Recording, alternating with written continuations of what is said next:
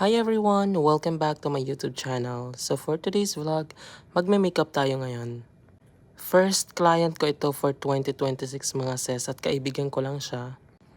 At syempre, ibigay na natin to ng libre mga sis kasi nga bagong taon, bagong libre. Ang ganap nga ni Madam ay video shoot at photoshoot ng kanyang 6th anniversary ng kanyang salon mga sis. So kaya pinaganda ko lang talaga dyan si Madam.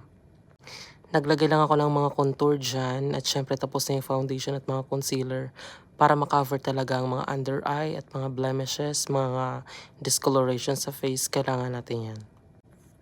Syempre para mas scalp yung mukha, kailangan natin i-blend ng maayos yung ating contour. Cream contour pala ang gamit ko dyan.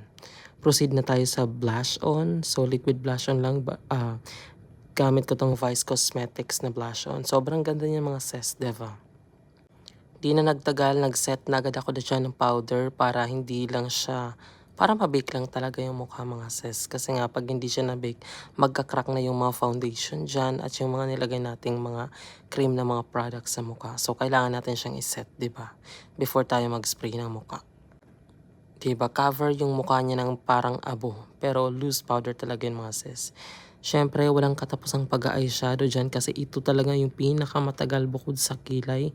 Matagal din po ang eyeshadow. Kaya kailangan pasensya, mahabang pasensya at kailangan galingan natin dyan kasi pag hindi maganda yung pagkakablend ng eyeshadow, ang pangit tingnan. So, kailangan ang technique dyan, circular motion lang mga sis. And naglagay lang tayo ng konting cut crease kasi okay naman yung kanyang mata. May talukap siya. So, shimmer. Kaya hindi mawawala yan para may mga pakinang-kinang dyan sa kanyang mata. And then, wipe off ko lang dyan yung mga excess na mga powder dyan para at least malinis siyang tingnan. So, nakapagkilay na ako. Done na yun dyan. Nag-stroke na ako dyan para at least yung lapat ng kanyang kilay mabalik yung natural na look. 'Di ba? So ayan na. Matapos po ang 1.5 oras na pagme-makeup dahil malikot po si Madam. Hindi nyo lang nakita sa video pero malikot talaga siya. Sobrang tawanan kami dyan. Pero ayan na po ang final look mga sis. 'Di ba? So hindi na natin binonggahan yung kanyang hairstyle kasi nga video shoot at photo shoot lang daw ang eksena ngayon.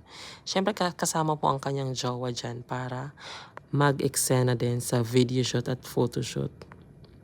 Kasi nga, nung nagbukas daw sila ng salon, saka naging sila.